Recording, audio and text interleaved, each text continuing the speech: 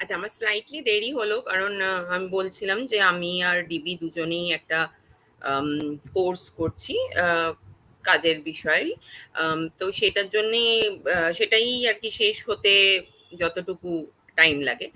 আম, আরেকটা জিনিস তোমাদের একটু বলে দিই, সেটা দিবিও নিশ্চয়ই তোমাদের বলবেন এবং আমরা সবাই তোমাদের বলবো। সেটা হচ্ছে যে আমাদের বৃহস্পতিবার কিন্তু একটা ডিপার্টমেন্টাল সেমিনার রয়েছে, যে সেমিনারটা তোমরা অবশ্যই অ্যাটেন্ড করবে। আহ, একজন খুবই আহ, ভালো একজন আহ, অধ্যাপক, ভালো ইন দ্য সেন্স অত্যন্ত মানে ইরুডাইট যাকে বলে, মানে তার বিষয়টা তিনি খুবই ভালো জানেন। সেরকম একজন অধ্যাপক আসছেন, যার নাম হচ্ছে অপর্ণা বন্দ্যোপাধ্যায়, ডক্টর অপর্ণা বন্দ্যোপাধ্যায়। তিনি ডায়মন্ড হারবার উইমেন্স ইউনিভার্সিটির হিস্ট্রি ডিপার্টমেন্টের অ্যাসোসিয়েট প্রফেসর, এবং তিনি তোমাদের সঙ্গে কথা বলতে খুবই উৎসাহী। এর আগেও তার সঙ্গে একটা আহ, আহ, মানে আহ, আলোচনা সভা মতো করার প্ল্যান হয়েছিল উইমেন্স ডে উপলক্ষে। সেটা বিভিন্ন কারণে এখনো হয়ে উঠতে পারেনি। তো যাই হোক, এই বৃহস্পতিবার আমরা ডিপার্টমেন্টাল সেমিনারে তাকে আনছি, এবং তিনি আমাদের মানে তোমাদের যা পড়ার বিষয় সেটার মধ্যে দিয়েই বলবেন। আম, এবং তিনি মূলত জেন্ডার নিয়ে কাজ করেন, অর্থাৎ এই লিঙ্গ, নারীবাদ, মানে নারীবাদের ইতিহাস, বা ধরো সমাজে নারীর জায়গা আধুনিক যুগে। আহ, আজকেও যেমন তার একটা লেকচার ছিল আমাদের কোর্সে, সেখানে তিনি আম, আহ, আহ, বাংলা মানে প্রাচীন প্রাচীন ঠিক বলবো না, আধুনিক যুগের প্রথম দিকে বাঙালি মহিলাদের যে উপন্যাস বা গল্প সেই নিয়ে আলোচনা করছিলেন। খুবই সুন্দর কথাবার্তা বললেন তিনি, খুবই ইন্টারেস্টিং। আমি শিওর যে তোমাদের সবারও ভালোই লাগবে। তো তোমরা অবশ্যই বৃহস্পতিবার আসবে। সম্ভবত 11:30 থেকে হবে প্রোগ্রামটা। তো আগের বারের প্রোগ্রামটা যেটা স্টুডেন্ট সেমিনার ছিল, সেটা তোমরা খুবই সুন্দর করে করেছো, সেটা আমি বারবারই বলছি। আহ, এবং শুধু আমি নই, আমাদের অন্যান্য অধ্যাপক অধ্যাপিকারাও তারাও খুবই খুশি হয়েছেন তোমাদের প্রোগ্রামটা দেখে। তোমরা যেভাবে তৈরি করেছো, যেভাবে গুছিয়ে জিনিসটাকে করেছো, সেটা সমস্ত অধ্যাপক যারা গেছিলেন তারাই সেটাতে অত্যন্ত মানে সন্তোষ প্রকাশ করেছেন যে এত সুন্দর করে তোমরা করেছো। আহ, মানে এটা তো শুধু তোমাদের বিষয় না, মানে গোটা ডিপার্টমেন্টের বিষয়, কিন্তু তোমরা এবং 6 সেমিস্টার অবশ্যই একটা খুবই ইম্পর্টেন্ট ভূমিকা নিয়েছিলে, এবং এইবারেও কিন্তু তোমাদের এই ভূমিকাটা নিতে হবে। কালকে যখন আহ, মৌমিতা ম্যাম যাবেন তোমাদের সঙ্গে, মৌমিতা ম্যাম কথা বলবেন। তো সেই বিষয়ে আমরা একটা মানে এমনি অনুষ্ঠানটা খুব বেশি বড় হবে না, আমরা একটু ওনাকে সম্বর্ধনা জানাবো, হয়তো প্রিন্সিপাল স্যার কিছু বলবেন, হয়তো দেবযানী ম্যাডাম কিছু বলবেন। তারপরে আমরা ওনার যে বক্তৃতা সেটা শুনবো, এবং তারপরে একটা আলোচনা মতো থাকবে, যেখানে তোমরা ওনাকে মানে ওনার বক্তব্যের বিষয় নিয়ে প্রশ্ন করতে পারো। ভয় পাওয়ার কিছু নেই, অপর্ণাদি ভীষণ ভালো মানুষ, ভীষণ স্টুডেন্ট ফ্রেন্ডলি।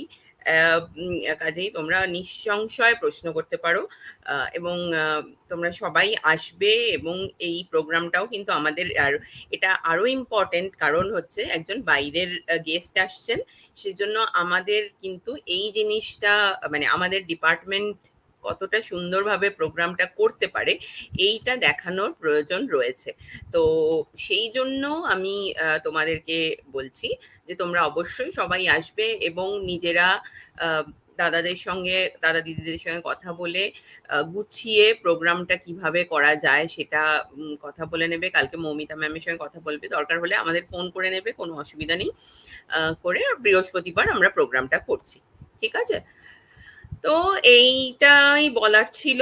আম, আম, তো আমি এরপরে আমার যে পড়ার বিষয়টা সেটাতে চলে যাচ্ছি। সেটা হচ্ছে যে আমরা যেটা আলোচনা করছিলাম যে এই এই যে আম, স্টুয়ার্ট বংশের সময় আহ, উম, যে একটা আহ, গৃহযুদ্ধের পরিস্থিতির সৃষ্টি হয়েছিল, এবং এটা আমরা আলোচনা করেছি যে জেমসের সময়ও পার্লামেন্টের সঙ্গে একটা কি বলবো, একটা আম, মানে একটা বিরোধ হলেও জেমসের সময় সেটা খুব ভয়ানক রূপ নেয়নি, কিন্তু আহ, চার্লসের সময় এসে সেটা একটা গৃহযুদ্ধের রূপ নিয়ে নিল, এবং সেটা নিয়ে আমরা অনেকটাই এগিয়ে গেছিলাম। আমরা এই কথা মানে ওই 11 বছরে স্বৈরতন্ত্র যেটাকে বলে সেইটা নিয়ে আমরা কথা বলেছিলাম আগের ক্লাসে। তো এবার আমরা ওই লং পার্লামেন্ট এবং শর্ট পার্লামেন্ট দুটোই একই বছরেই হয়েছিল, সেইটাতে চলে যাব, যে 11 বছর কিন্তু আহ, আহ, চার্লস দ্য ফার্স্ট, প্রথম চার্লস, তিনি কোনো রকমের পার্লামেন্টের অধিবেশন আহ্বান করেননি। তার কারণ তার পার্লামেন্টের সঙ্গে বিরোধিতাটা এমন চরমে পৌঁছেছিল ওই শিপ মানি নিয়ে, যে তিনি ক্রুদ্ধ হয়ে পার্লামেন্টের সঙ্গে আহ, একদম মানে পার্লামেন্টকে কোনোভাবেই তিনি আহ, উম, জায়গা দেননি আর কি তার শাসনকালে। তো এই সময়টাকে, এই 11 বছরের সময়টাকে আমরা 11 বছরের স্বৈরতন্ত্র বলি।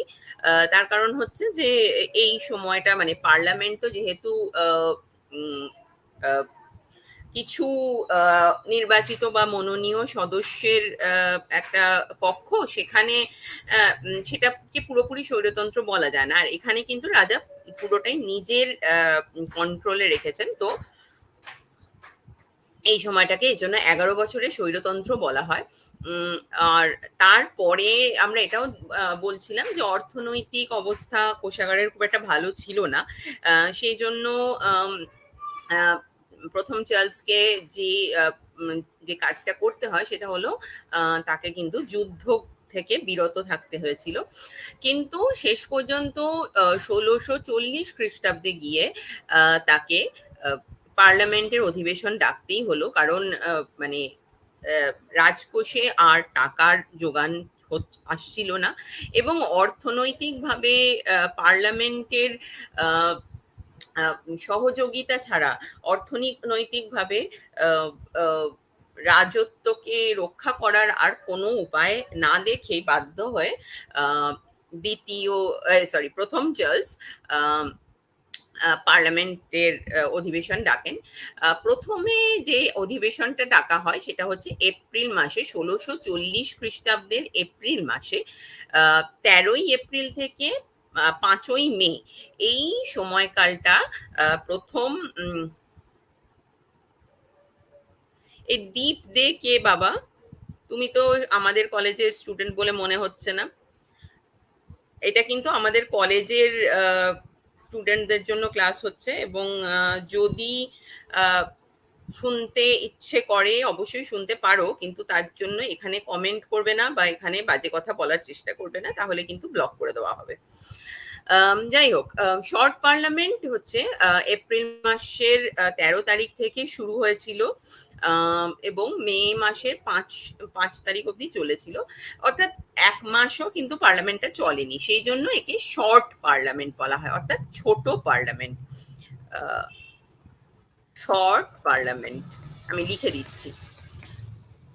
শর্ট পার্লামেন্ট, যেটার অধিবেশনটা এপ্রিল থেকে মে, পুরোটাও নয়, মের মানে প্রথম সপ্তাহ অবধি চলেছিল। উম, সেইটা হচ্ছে 11 বছর পর চার্লস, প্রথম চার্লসের ডাকা প্রথম যে পার্লামেন্ট ছিল সেইটা। এখন এই অধিবেশনটা যখন তিনি ডাকলেন, সেই তাহলে আম, আহ, এইটা প্রশ্ন উঠতেই পারে যে এত ছোট একটা সময়ের পার্লামেন্ট কেন ডাকা হলো, তাও আবার এত বছর পরে, 1629-এর পর 1640-এ আবার হচ্ছে। আহ, এখানে তার মানে প্রথম চার্লসের যেটা আহ, মানে আহ, ইচ্ছা বা আকাঙ্ক্ষা ছিল সেটা হচ্ছে স্কট স্কটরা যারা স্কটল্যান্ডের বাসিন্দা তাদের উপর ওই আহ, উম, অ্যাংলিকান চার্চের কর্তৃত্ব স্থাপন করা। আমি এটা আগের দিনই বলছিলাম। এবং তিনি আহ, এই এই কাজের জন্য উত্তর দিকে একটি আর্মি পাঠালেন। আহ, সেই মানে একটা সৈন্যবাহিনী পাঠালেন। আম, সেখানে আহ, আহ, যে যুদ্ধটা শুরু হলো, সেই যুদ্ধটাকে বলা হয় বিশপস ওয়ার। বিশপস ওয়ার আমি আগের দিন বলছিলাম যে বিশপস ওয়ার, বিশপ হচ্ছে মানে চার্চের যিনি ফাদার থাকেন তার উপরে যিনি একজন ব্যক্তি, আহ, তার মানে তাদের সঙ্গে যুদ্ধ বলে এটাকে বিশপস ওয়ার নাম দেওয়া হয়েছে। আমি তোমাদের একটুখানি আবার ম্যাপটা দেখাই, তাহলে বোঝাতে সুবিধা হবে। আর যেহেতু কলেজে তো আমরা ম্যাপ দেখার সুবিধাটা পাই না, কাজেই আহ, আহ, সেইখানে আহ, এখানে যখন এই মানে অনেক অসুবিধার মধ্যে এই একটা সুবিধা আছে যে ছবি বা ম্যাপ আমরা দেখতে পাই, তাহলে আমাদের সেটা একটুখানি ইউজ করাই ভালো। তো এইটা হচ্ছে আহ, বড্ড হালকা দেখাই যাচ্ছে না কিছু, দাঁড়াও দেখাচ্ছি।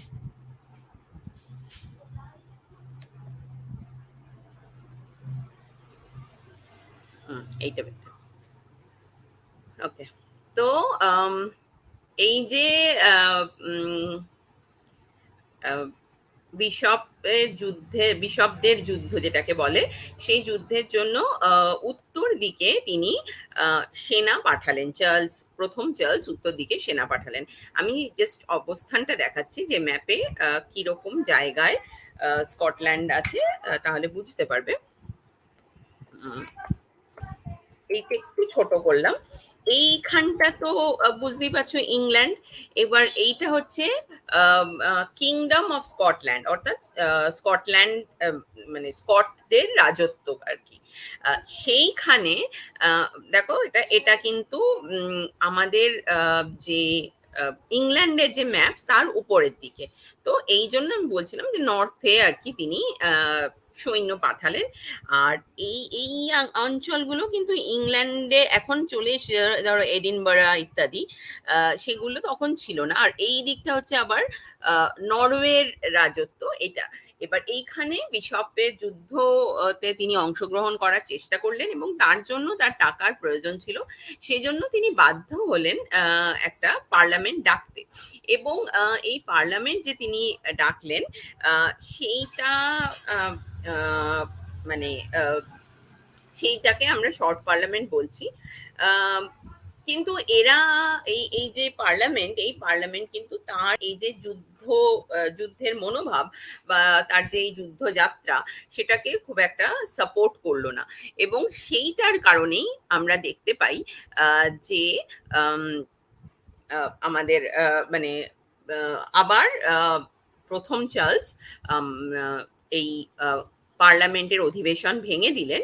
এবং পার্লামেন্টের অধিবেশন ভেঙে দিয়ে আহ, আহ, মানে তিনি আবারও চেষ্টা করলেন যে নিজেই আহ, যদি সরকারটা চালানো যায়।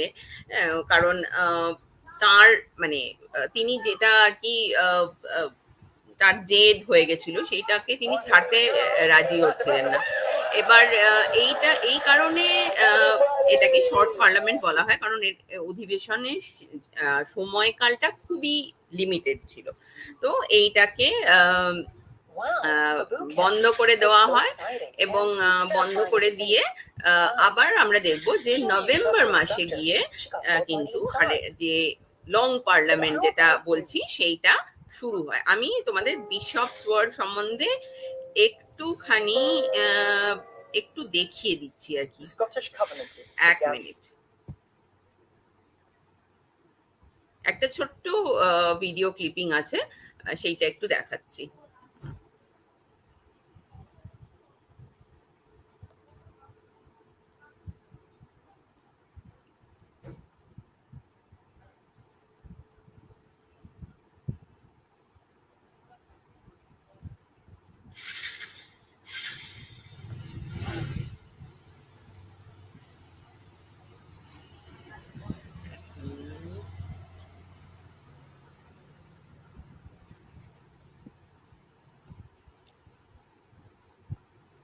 এটা বিশপদের যুদ্ধ কি মানে বিশপের যুদ্ধ বলতে কি বোঝায় সেইটা নিয়ে বলা আছে। আমি বাংলাটা বলে দেবো।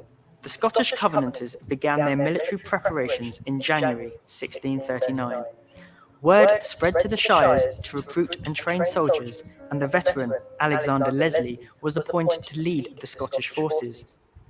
অর্থাৎ ১৬৩৯ খ্রিস্টাব্দের জানুয়ারি মাস থেকেই স্কটল্যান্ডে এই যুদ্ধের একটা প্রিপারেশন নেওয়া হয়, কারণ জেমসের চাপিয়ে দেওয়া যে সিদ্ধান্ত সেটা তারা মানতে রাজি ছিলেন না, এবং সেখানে তাদের একজন বিখ্যাত জেনারেল, তিনি ওই শায়ারগুলো হচ্ছে বিভিন্ন কাউন্টি, যেগুলো এখনো দেখবে যে ফুটবল খেলা বা ক্রিকেট খেলার সময় এগুলোর নাম পাওয়া যায়, যে ইয়র্কশায়ার, ল্যাঙ্কাস্টারশায়ার, ম্যানচেস্টারশায়ার, এই সমস্ত এগুলো হচ্ছে আলাদা আলাদা অঞ্চলগুলো।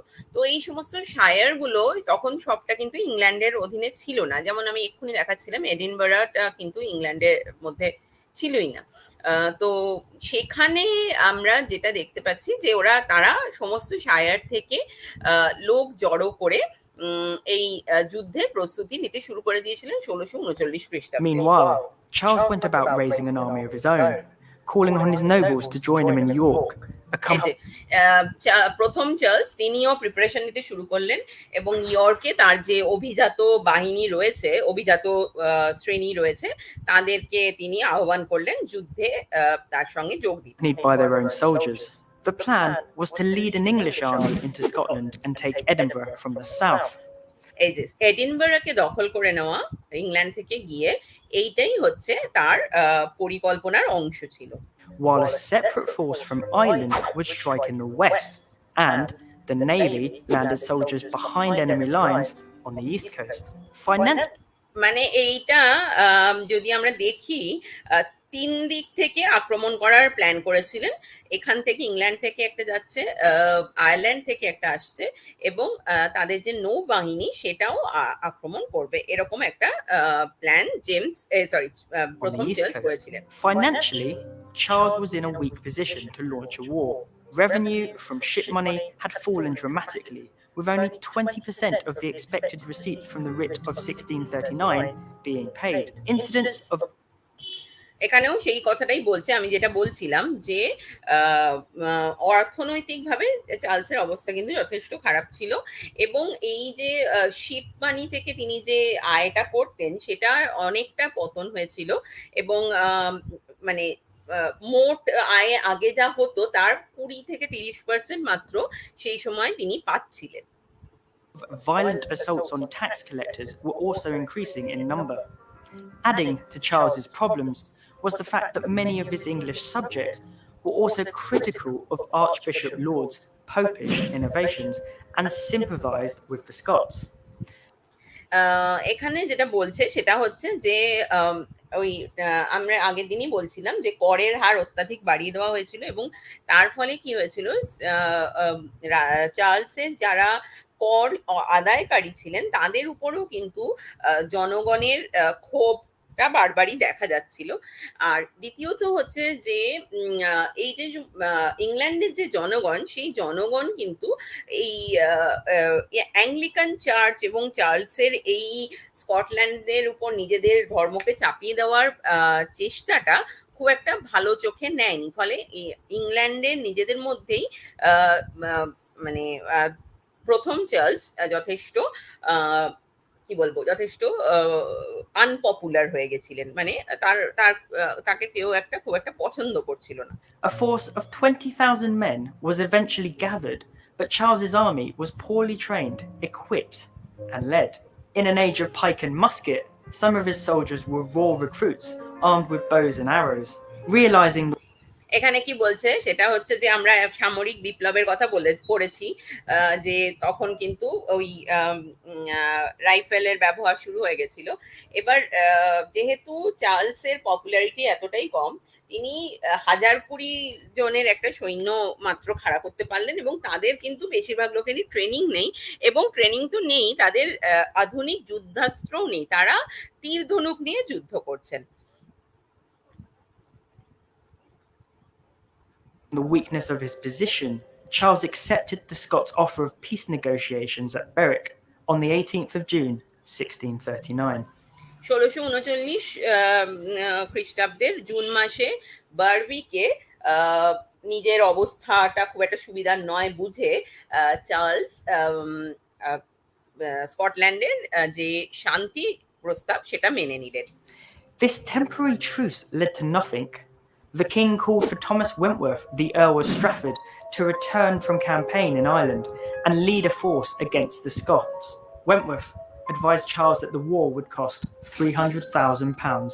Desperate তিনি তার একজন সেনা নেতা একজনকে আয়ারল্যান্ডে যিনি তার সৈন্যের নেতৃত্ব দিচ্ছিলেন তাকে ডেকে পাঠালেন যে তিনি যাতে তার সৈন্য নিয়ে এসে এই যুদ্ধে যোগ দেয়। এটা একটা সাময়িক সন্ধি হয়েছিল, কিন্তু এই আর্লও তাকে বললেন যে এই যুদ্ধের খরচ প্রায় 3000 পাউন্ডেরও বেশি হয়ে যাবে, এবং তখনকার দিনে 3000 পাউন্ড কিন্তু for খুবই money, Charles was forced to call Parliament. On the 13th of April 1640, অর্থাৎ 13ই এপ্রিল 1640-এ চার্লস বাধ্য হলেন ওই টাকা তোলার জন্য পার্লামেন্টকে the ডাকতে। English Parliament met for the first time in 11 years. But, much to Charles's annoyance, his MPs were more concerned with discussing the issues arising from his period of personal rule than agreeing to financing a war with Scotland. অর্থাৎ parliament তো ডাকা হলো 11 বছর পরে, কিন্তু সেখানে দেখা গেল পার্লামেন্টের সদস্যরা ওই তার যুদ্ধের যে চেষ্টা সেইটাই সহযোগিতা করতে খুব একটা উৎসাহী না, তারা বরং এই সময়কালে তার রাজত্বে কি সমস্যা হয়েছে সেইগুলো নিয়েই মাথা ঘামাতে বেশি উৎসাহী। After learning that MPs planned to debate the wisdom of his Scottish policy, he immediately dissolved Parliament on the 5th of May 1640. ফলে 5ই মে 1640-এ তিনি এই পার্লামেন্টকে ভেঙে দিলেন। But with neither side willing to back down from their respective positions, preparations for a second campaign continued. The summer of 16 এই অবস্থায় যেটা হলো সেটা হচ্ছে যে স্কটল্যান্ড তো তারাও ছেড়ে দিতে রাজি ছিল না, এবং চার্লসও ছেড়ে দিতে রাজি ছিলেন না। ফলে ওই বিশপের যুদ্ধের দ্বিতীয় পর্যায়ের জন্য প্রস্তুতি শুরু হয়ে গেল। 40 witnessed a redoubling of efforts to raise revenue. An additional tax called coat and conduct money was established, but একটা এই এই যুদ্ধের জন্য চার্লস আবারও চেষ্টা করতে লাগলেন যাতে বেশি রাজস্ব কি করে সংগ্রহ করা যায়। তো সেখানে সেই রকমই একটা রাজস্ব, একটা নতুন কর তিনি বসালেন, যাকে বলা হচ্ছে কোর্ট অ্যান্ড কন্ডাক্ট মানি। তো এই কোর্ট অ্যান্ড কন্ডাক্ট মানিটা কি জিনিস? কোর্ট অ্যান্ড কন্ডাক্ট মানি হচ্ছে এক ধরনের কর, যেটা ওই নতুন যে সমস্ত সৈন্যরা এসেছে, সৈন্যরা যোগদান করেছে, তাদের অস্ত্রসজ্জা এবং সামরিক বেশবাসের জন্য যে করটা দেশবাসীকে দিতে হতো, এইটা হচ্ছে কোর্ট অ্যান্ড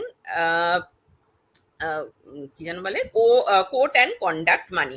এটা দেখতে পাচ্ছ লেখে, আর আমি লিখছি না। কোর্ট অ্যান্ড কন্ডাক্ট মানি বলে একটা নতুন রাজস্ব কিন্তু চার্লস নিজেই পার্লামেন্টের কোনো মতামত ছাড়া, কারণ পার্লামেন্ট তো তিনি ভেঙে দিয়েছেন, তিনি নিতে শুরু করলেন। Collecting it proved just as difficult as ship money had become. Of the £2,600 demanded in code and conduct money from Buckinghamshire, only £8 was collected. 2600 পাউন্ডের উপর এই রাজস্ব শুধুমাত্র বাকিংহাম থেকে, মানে বাকিংহাম চেয়েছিল আর কি, কিন্তু তাতে মাত্র 8 পাউন্ড পাওয়া গেল। তার মানে বুঝতে পারছো কেউই এটায় টাকা দিতে একেবারেই ইন্টারেস্টেড ছিলেন না। As with the first campaign, Charles's militia lacked discipline and quality, but this time the Covenanters were on the offensive. On the 20th of August, প্রথমবারের মতোই এবারও দেখা গেল যে চার্লসের যে সামরিক যে বাহিনী, তাদের যথেষ্ট প্রশিক্ষণ নেই, তাদের যথেষ্ট সাপ্লাই নেই। যাই হোক, সেটা সত্ত্বেও এই যুদ্ধটা শুরু 1640, the হলো। Scottish army crossed the River Tweed into England. Within 10 days, and after a minor skirmish at Newburn, they occupied the city of Newcastle. On the 24th of September, 20শে অগস্ট দেখা গেল যে স্কটরা এই টুয়েড নদী পেরিয়ে ইংল্যান্ডে ঢুকে পড়লো এবং 10 দিনের মধ্যে তারা এই অংশটাকে দখল করে নিল। September, the Council of Peers met with him at York and refused to cooperate until he called another parliament. এইখানে সেপ্টেম্বর মাসে এটা মানে অবশ্যই ইংল্যান্ডের জন্য যথেষ্ট একটা অপমানজনক অবস্থা হলো।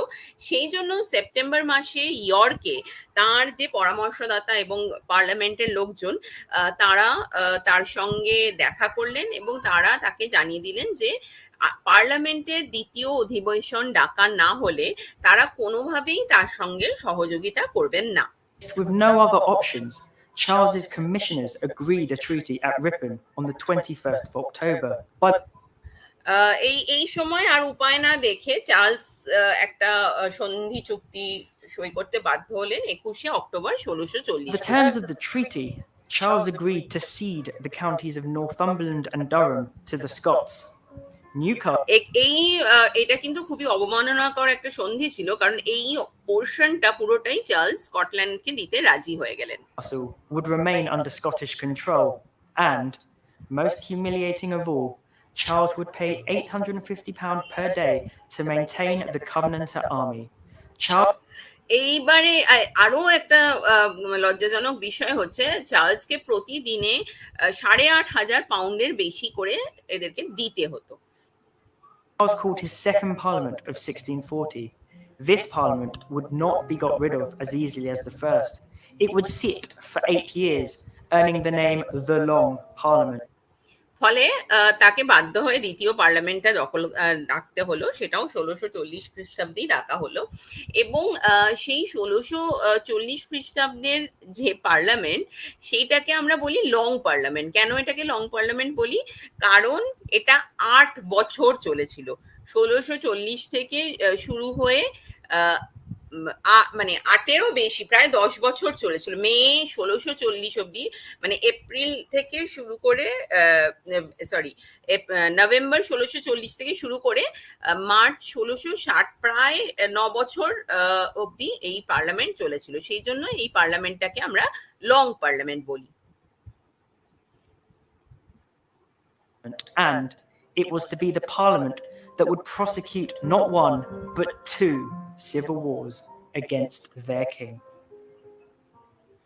এবং এই পার্লামেন্টের গুরুত্বটা এখানেই যে এরা কিন্তু দুটো মানে গৃহযুদ্ধের কথা, মানে গৃহযুদ্ধের স্যাংশন, মানে অনুমতি পায় বলা যায়, সেটা দিলেন তাদের নিজস্ব রাজার বিরুদ্ধে। তো এইটা হচ্ছে লং পার্লামেন্টের শুরু। এবার আমাদের লং পার্লামেন্টের বিষয়টা আবার মানে আমরা ফিরে আসি। এবার লং পার্লামেন্ট যেটা বলছিলাম যে শর্ট পার্লামেন্টকে যত তাড়াতাড়ি তিনি ভেঙে দিতে পেরেছিলেন, লং পার্লামেন্টের ক্ষেত্রে তিনি পারলেন না। তার অবস্থাটা তখন আরো খারাপ হয়ে গেছে। অলরেডি স্কটদের কাছে তিনি মানে ইংল্যান্ডের মান সম্মান খুইয়েছেন বলা যেতে পারে। অর্থনৈতিকভাবে তার অবস্থা খারাপ। সৈন্যরাও খুব একটা তার মানে খুবই কার্যকরী সৈন্য তা নয়। তো সেই জন্য চার্লসের অবস্থাটা এখন এতটাই খারাপ হয়ে গেল যে তিনি জোর করে পার্লামেন্ট উঠিয়ে দেওয়া বা পার্লামেন্ট ভেঙে দেওয়ার মতো অবস্থায় কিন্তু আর রইলেন না।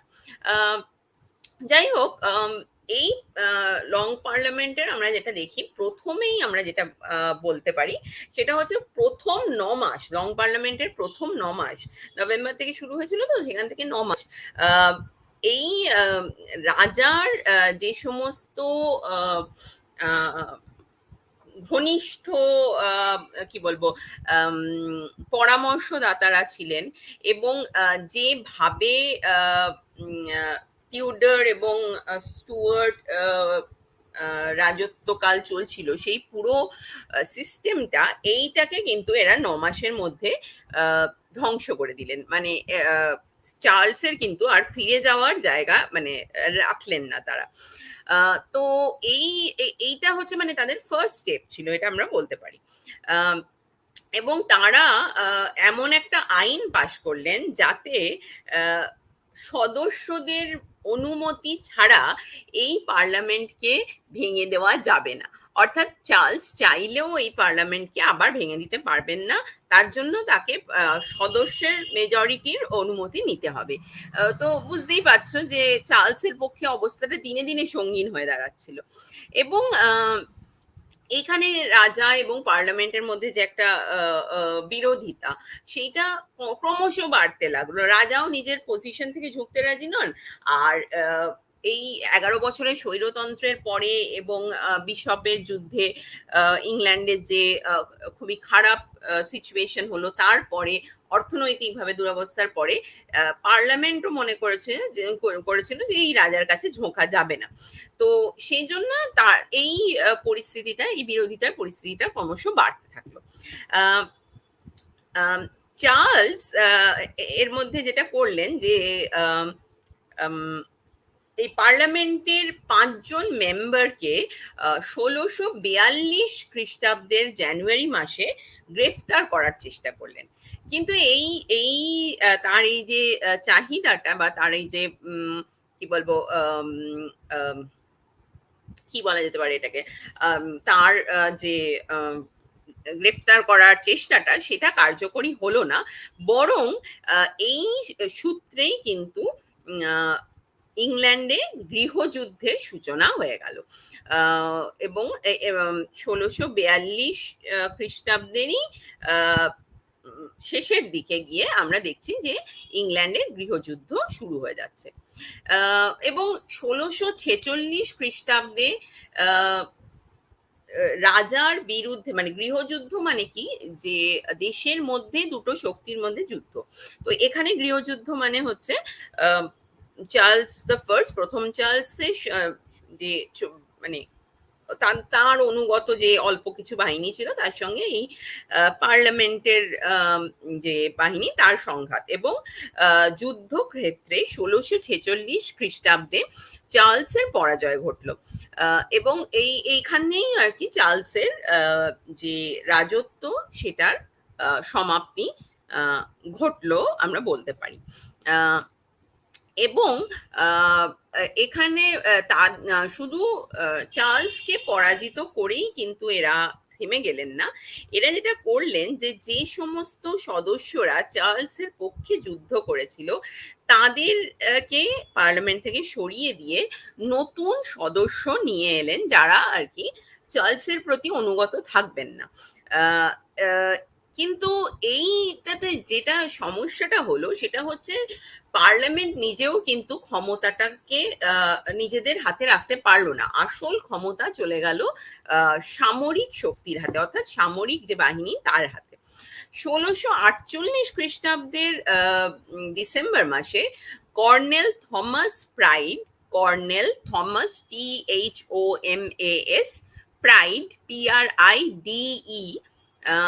PRIDE, থমাস প্রাইড একটা কি বলবো, একটা একটা সংহার, একটা হত্যাকাণ্ড চালালেন।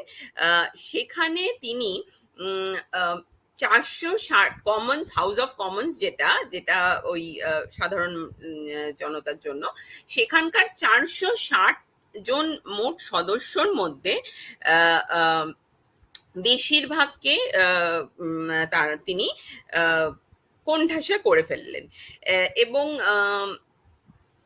সেখানে কিন্তু কিছু কিছু ওই হাউস অফ লর্ডস এর কিছু সদস্য উপস্থিত ছিলেন।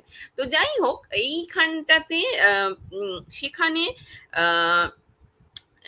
সব থেকে মানে রাজার মৃত্যুর পরেও, রাজাকে তো হত্যা করা হয়েছিল যুদ্ধক্ষেত্রে তার পতনের পরে, তারপরেও এই এই যে যে যারা পার্লামেন্টের এই 460 জন মেম্বারের মধ্যে যে কজন ছিলেন তখনও টিকে, তারা নিজেদের আসন গ্রহণ করতে রাজি হলেন না বেশিরভাগ ক্ষেত্রে।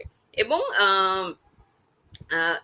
বিশেষত আর্মি বা সৈন্যবাহিনী বা এই কর্নেল প্রাইড যে কাজটা করেছেন, যেটাকে প্রাইডস পার্জ বলছেন, আমি এটা একটু লিখে দিই।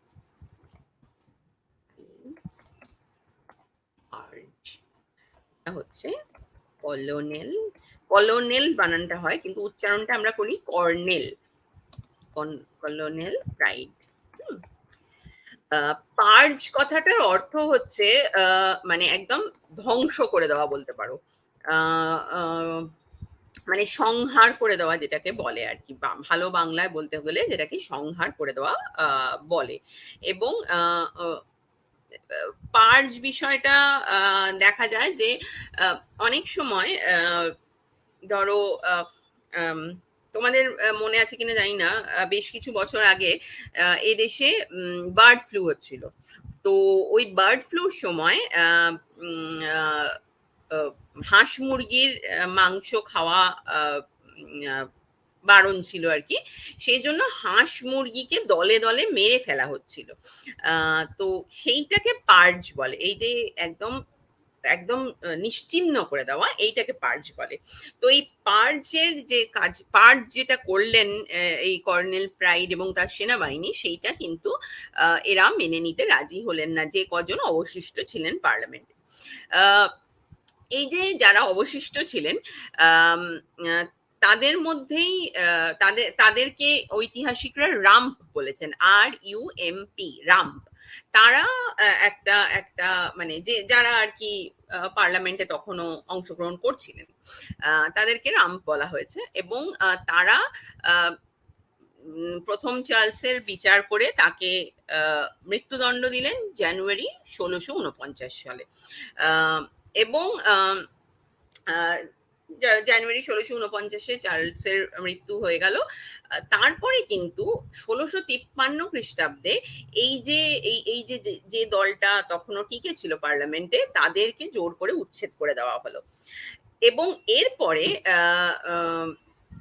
আমরা দেখতে পাবো যে অলিভার ক্রমওয়েল তার নেতৃত্বে এই এই দলটা আবার ক্ষমতায় ফিরে আসছে।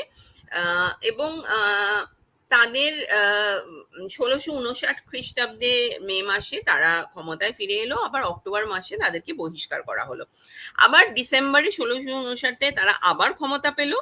এবং আস্তে আস্তে সেটা শেষ পর্যন্ত ভেঙে গেল। এবং নতুন যে কনভেনশন পার্লামেন্ট তৈরি হলো, সেইটা তারা এবার রাজশক্তির সঙ্গে একটা সমঝোতা করার চেষ্টা করলো। এবং তারা যেটা করলো সেটা হচ্ছে স্টুয়ার্ট বংশেরই দ্বিতীয় চার্লসকে সিংহাসনে ফিরিয়ে আনার কথাটা মানে ফিরিয়ে আনার চেষ্টা করলো। অর্থাৎ এই যে গৃহযুদ্ধ হলো, তার ফলে চার্লসের হত্যা হলো, এবং চার্লস মানে তার যেটা দেখা যাচ্ছে কি, হ্যাঁ, চার্লস তার সিংহাসনচ্যুত হলেন বটে, কিন্তু রাজতন্ত্রকে কিন্তু একদম সম্পূর্ণ ভেঙে ফেলা গেল না। অলিভার ক্রমওয়েলের নেতৃত্বে কিছুদিন পার্লামেন্টে হয়তো একটা অন্য ধরনের কাঠামো গড়ে উঠেছিল, কিন্তু শেষ পর্যন্ত এটাও আবার স্টুয়ার্ট রাজা দ্বিতীয় চার্লসের যে তাকে আবার সিংহাসনে ফিরিয়ে আনার চেষ্টার দিকে এগিয়ে গেল। যদিও আমরা এরপরে দেখব যে স্টুয়ার্ট বংশের প্রত্যাবর্তন ঘটলেও যে ধরনের ক্ষমতা ধরো টিউডার বংশের অষ্টম হেনরি বা এলিজাবেথ এনজয় করেছেন, তারা যে ধরনের ক্ষমতা পেয়েছিলেন, সেই ক্ষমতা কিন্তু আর ফিরে এলো না।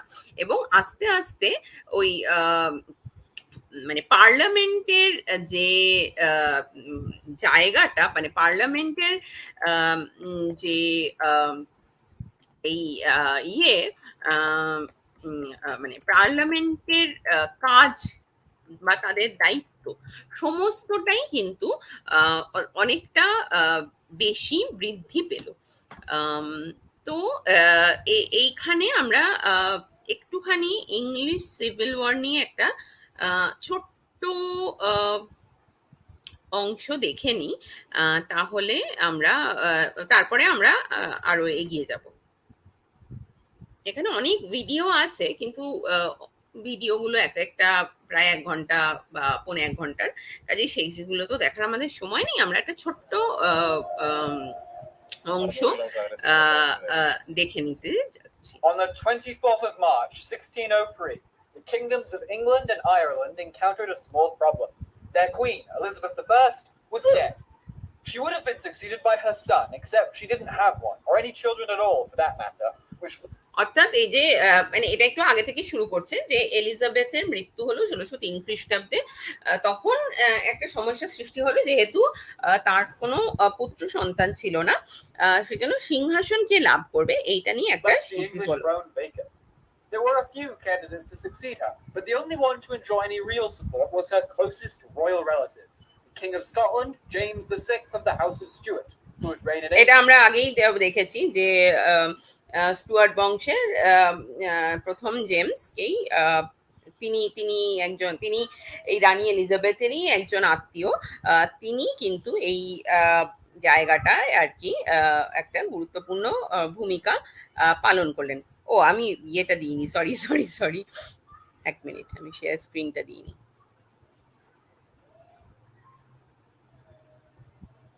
এক minute.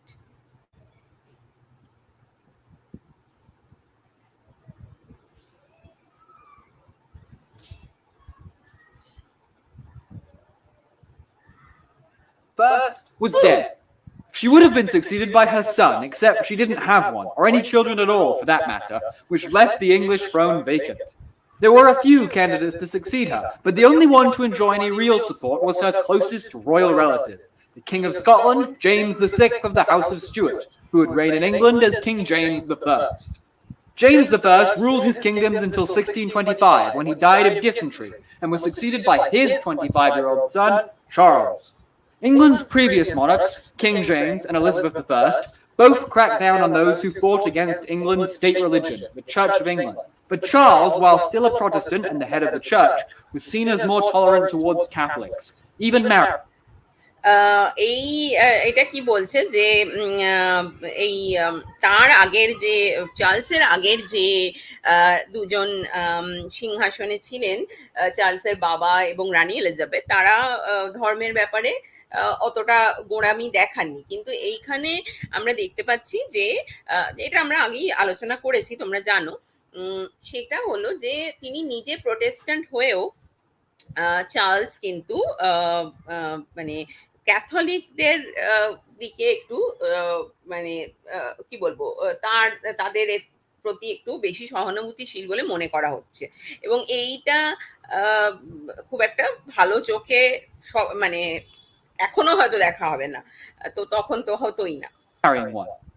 That didn't sit well with England's parliament, which by the 1600s had evolved from random groups of nobility meeting whenever the king needed money to an independent institution of its own, which represented to some extent the common people. এই যে ওই ছবিটা যেটা দেখলে ওটা হচ্ছে পার্লামেন্টের ভিতরের ছবি।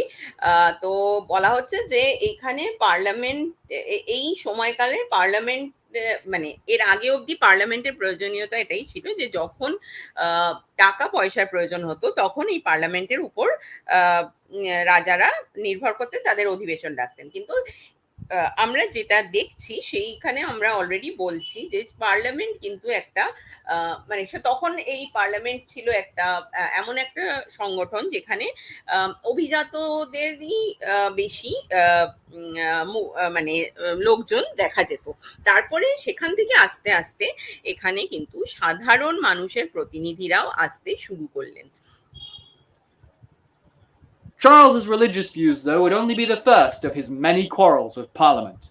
Soon after he came to the throne, Charles wanted to wage war against Spain, but Parliament, seeing that there was little to gain for the enormous cost of a war effort, refused. যেটা আমরা জানি যে প্রথমে শুধু ধর্মের দিক থেকে না, আরো নানা দিক থেকে চার্লসকে নিয়ে সমস্যা ছিল। একটা হচ্ছে যে তিনি সিংহাসনে বসেই স্পেনের সঙ্গে যুদ্ধ করতে উদ্যত হলেন, যেটাতে পার্লামেন্টের মত ছিল না, কারণ যুদ্ধ মানেই খরচ এবং সেটা সাধারণ মানুষের পক্ষে একটা কষ্টকর হয়ে যায়। দেখো লেখা আছে war is equal to bad news for commoners. Commoners মানে সাধারণ মানুষ। Refused to raise the taxes to pay for it. In response, Charles used his royal prerogative. Basically, he said, I'm the king and I get to do whatever I want, to dissolve Parliament in 1629, and they would এটাই বলছে যে মানে স্বৈরাচারী হয়ে গেলেন, যে আমি যখন রাজা আমি যা ইচ্ছে তাই করব, এবং 1629 খ্রিস্টাব্দে তিনি পার্লামেন্টকে ভেঙে দিলেন। Didn't meet again for another 11 years. Technically, this wasn't illegal. As king, Charles had every right to rule the country as he saw fit. What he couldn't do, though, was raise taxes. That মানে এই যে পার্লামেন্টকে ছাড়া তিনি 11 বছর ধরে ক্ষমতায় রইলেন, সেটাকে মানে ইংল্যান্ডের আইনে বেআইনি কিন্তু আমরা বলতে পারি না। যেটা সমস্যা, যেটা আমরা আগেই বলেছি, সেটা হচ্ছে পার্লামেন্টের অনুমোদন ছাড়া ট্যাক্স বসানো যেত না। সেইখানেই চার্লসের সমস্যাটা হলো। that right was reserved for Parliament. So in 1640, when Charles's Scottish subjects rebelled against his religious reforms, he recalled Parliament and asked for money and men. To just about nobody's surprise, considering he had ignored them and acted like a tyrant for 11 years, this new Parliament, known as the Short Parliament, said no. And এবং এখানে যেটা বলছে যে ওই স্কটল্যান্ডের বিরুদ্ধে যুদ্ধের জন্য তিনি শর্ট পার্লামেন্টটা ডাকলেন, এবং ন্যাচারালি শর্ট পার্লামেন্ট তার প্রস্তাবে সায় না দেওয়ায় তিনি আবারও এই পার্লামেন্টটাকে ভেঙে দিলেন। Charles dissolved it after only 3 weeks. However, without the money to fight them, the Scots occupied northern England, and Charles was forced to recall Parliament, this one called the Long Parliament, in order হ্যাঁ, এই অর্থ এবং সামরিক ক্ষমতার অভাবে Scotland ইংল্যান্ডের বেশ কিছু অংশ দখল করে নিল। সেক্ষেত্রে চার্লস বাধ্য হলেন আবার পার্লামেন্ট ডাকতে, যেটাকে আমরা লং to পার্লামেন্ট pay বলি। off the invading army. But the Long Parliament wouldn't be pushed around so easily by the king. They passed a number of laws restricting Charles's power and increasing their own, including removing much of his royal prerogative. And অর্থাৎ তারা এমন বেশ কিছু আইন পাশ করলো যেটা থেকে পার্লামেন্টের ক্ষমতা বৃদ্ধি পায় এবং রাজার ক্ষমতা কমে যায়। এবার সেইটার মধ্যে অনেকগুলো মানে যে রাজকীয় দাবি বা অধিকারগুলো এতদিন রাজারা পেয়ে এসেছিলেন, সেইগুলোও কিন্তু অনেকগুলো তারা বন্ধ করে দিলেন। mandating that Parliament be called at least once every 3 years. This alarmed much of the nobility because, after all, if Parliament could go after the king, they could go after just about anyone. এবার এই parliament এটাও বলল যে 3 বছরে অন্তত একবার parliament ডাকতেই হবে, না হলে সেই যে রাজ্যে রাজার বা যারই শাসন থাকুক সেটা বেআইনি হয়ে যাবে। এখানে যেটা বলা হচ্ছে সেটা হচ্ছে অভিজাত শ্রেণীর কাছেও কিন্তু এটা একটা আশঙ্কাজনক চিত্র।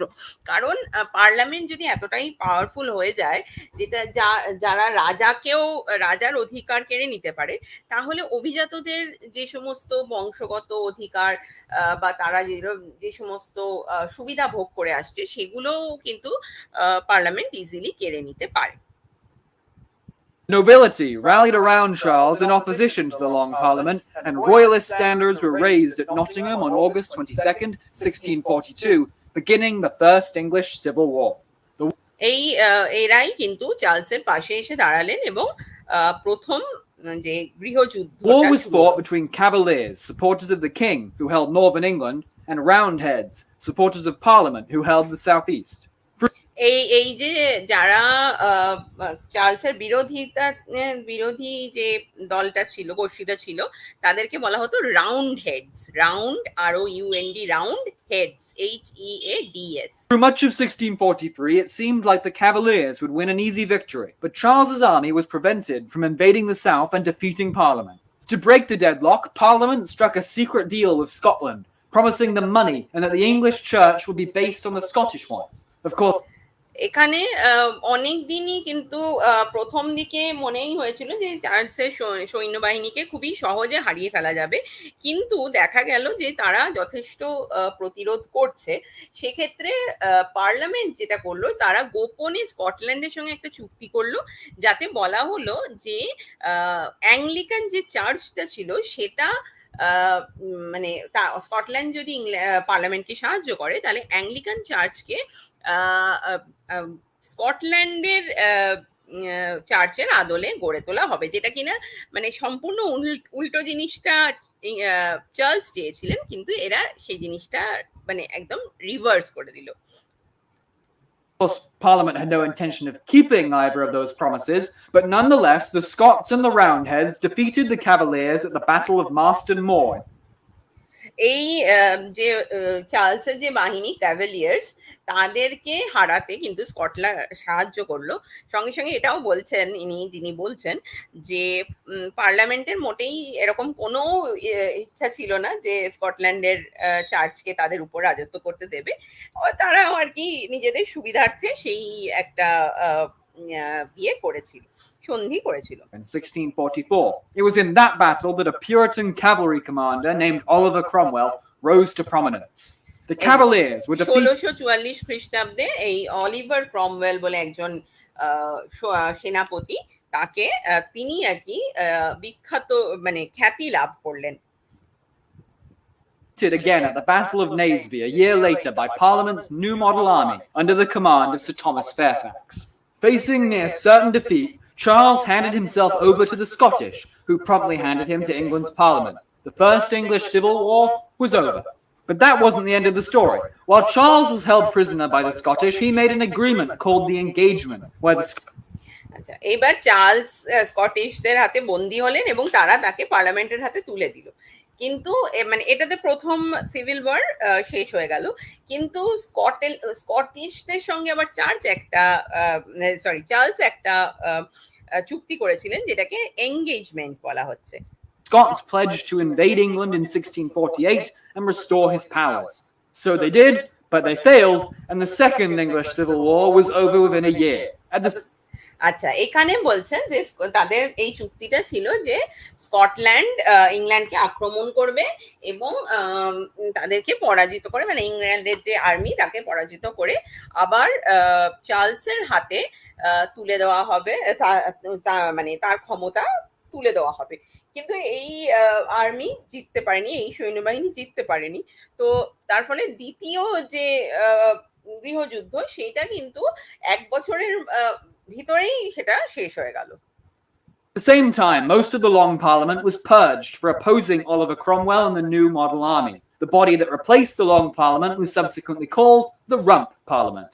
যেটা আমি বলছিলাম যে রাম্প যাদের বলা হতো, এবং অলিভার ক্রমওয়েল কিন্তু অত্যন্ত ক্ষমতাশালী হয়ে উঠলেন এটার ফলে, কারণ তিনি দ্বিতীয় যে গৃহযুদ্ধ সেটাতে স্কটল্যান্ডকে হারিয়ে দিয়েছেন এবং পার্লামেন্টকেও তিনি নিজের কন্ট্রোলে নিয়ে আসেন। The Rump and Cromwell were now completely done with Charles. Even still, most Englishmen did want him to remain on the throne, just as a constitutional monarch. It was even said that only about 100 people in all England wanted the king dead. Unfortunately for Charles, those 100 people happened to be the ones who actually had the power to do it.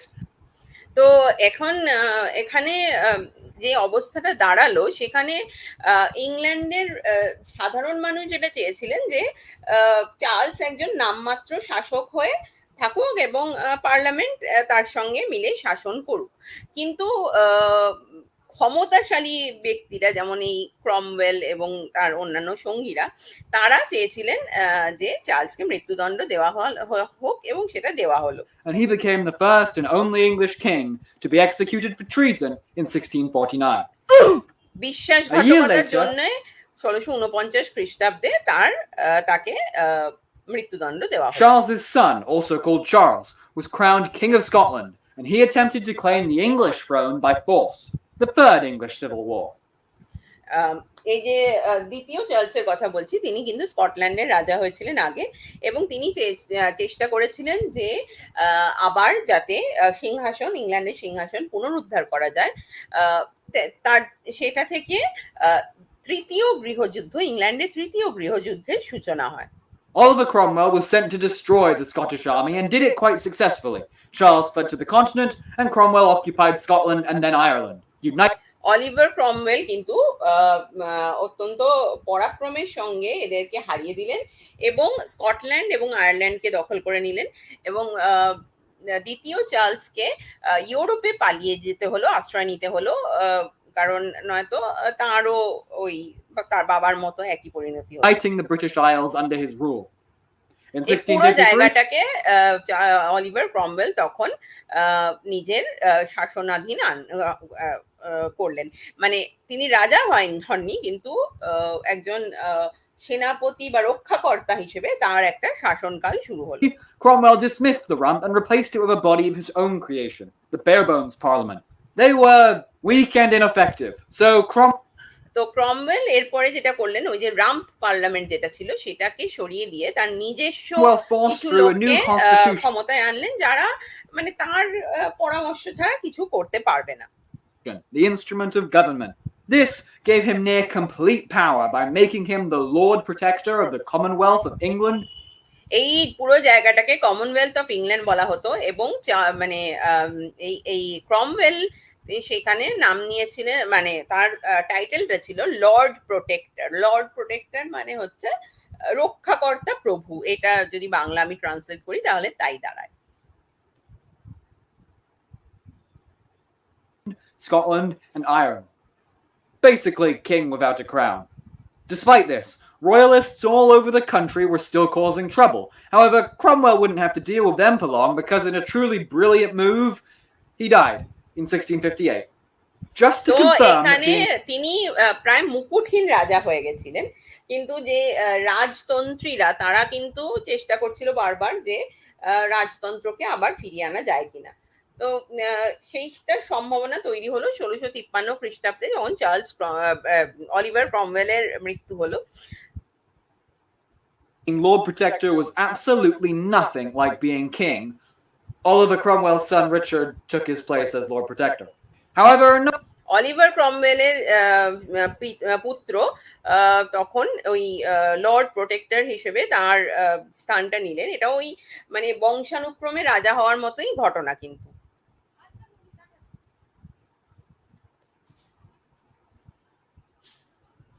No one really liked him, so he resigned in 1659, and the Rump Parliament was restored for just long enough to dissolve itself and restore the Long Parliament, which installed Charles I's son, Charles II. তো তিনি Oliver ক্রমওয়েলের ক্ষমতা বা পরাক্রম বা কূট বুদ্ধি কোনোটাই তার ছিল না। তিনি 1653-তে রিজাইন করলেন, এবং ওই রাম্প পার্লামেন্ট আবার ফিরে এলো। রাম্প পার্লামেন্ট নিজেদের মানে নিজেরাই নিজেদের অধিবেশন ভেঙে দিয়ে আবার ওই লং পার্লামেন্ট শুরু করলো, এবং লং পার্লামেন্ট আবার দ্বিতীয় চার্লসকে সিংহাসনে ফিরিয়ে আনলো as King of England. Next week, we'll look at the overthrow of Charles II's brother, James II, in the Glorious Revolution. But for now, তো এইটাই হলো আমাদের ইংল্যান্ডের গৃহযুদ্ধ। এবং আমাকে তোমরা গ্লোরিয়াস রেভলিউশনের কথা বলছিলে, এর পরেই সেটাতে আমরা আসবো, সেটা আমরা পরের দিনের ক্লাসে বলবো। তো এই সপ্তাহে আমি জানি না তোমাদের আর আমি ক্লাস নিতে পারবো কিনা, কারণ বৃহস্পতিবার দিন যদি আমাদের সেমিনার থাকে, আর শুক্রবার দিন সম্ভবত লাইব্রেরির বই, মানে তোমাদের জন্য যে বইগুলো কেনা হয় সেইগুলো কিনতে যাওয়ার কথা আছে। যদি আমি পারি তাহলে আরেকটা অনলাইন ক্লাস নেবো, আমি বলে দেবো তোমাদের।